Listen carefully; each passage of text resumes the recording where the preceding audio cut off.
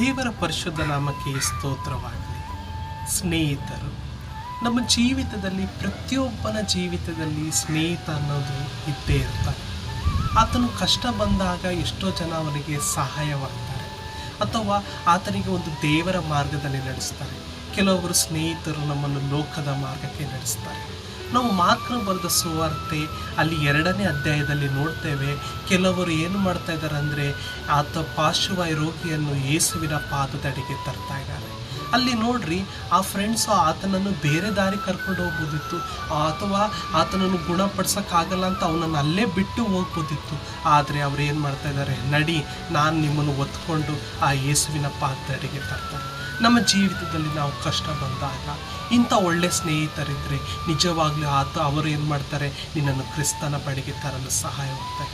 ಅದು ಬದಲಿ ನಿನ್ನನ್ನು ಪಾಪದಲ್ಲಿ ನಡೆಸುವಂಥ ಸ್ನೇಹಿತರು ಅಥವಾ ನಿನ್ನನ್ನು ಡಿಸಪಾಯಿಂಟ್ ಮಾಡುವಂಥ ಸ್ನೇಹಿತರು ನಿನ್ನ ಬಳಿಗೆ ಇರುವುದಾದರೆ ಅವರು ನಿಜವಾಗ್ಲೂ ನಿನ್ನನ್ನು ಕ್ರಿಸ್ತನ ಮಾರ್ಗಕ್ಕೆ ನಡೆಸೋದಿಲ್ಲ, ಬದಲಾಗಿ ಲೋಕದಲ್ಲಿರುವಂಥ ಜನರ ಮಾರ್ಗಕ್ಕೆ ನಡೆಸ್ತಾರೆ. ನೀನು ಇವತ್ತು ನಿರ್ಧಾರ ಮಾಡು. ಅಂದು ಪಾರ್ಶ್ವವಾಯು ರೋಗಿನ ಎತ್ತಿಕೊಂಡು ಬಂದಂಥ ಫ್ರೆಂಡ್ಸ್ ಯಾವ ರೀತಿಯಾಗಿರೋ ಆ ಫ್ರೆಂಡ್ಸ್ ನಿನ್ನ ಜೀವಿತದಲ್ಲಿದ್ದರು ಅಥವಾ ಲೋಕದಲ್ಲಿರುವಂಥ ಫ್ರೆಂಡ್ಸ್ ನಿನ್ನ ಜೀವಿತದಲ್ಲಿದ್ದರು, ನೀನು ಡಿಸೈಡ್ ಮಾಡು.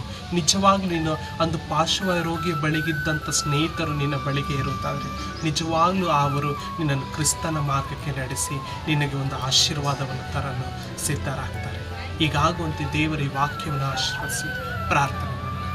ಮಹಾಪರಿಶುದ್ಧನಾದ ದೇವರೇ, ಅಪ್ಪ, ಇವತ್ತು ಯಾರ್ಯಾರು ಸ್ವಾಮಿ ಸ್ನೇಹಿತರಿಂದ ಕರ್ತನೆ ಒಳ್ಳೆಯ ಒಂದು ಅನುಭವ, ಒಳ್ಳೆಯದೊಂದು ಮಾರ್ಗ ನಡೀತಾ ಇದ್ರೆ ಅದಕ್ಕಾಗಿ ನಿಮಗೆ ಸ್ತೋತ್ರ ಸಲ್ಲಿಸ್ತೇನೆ.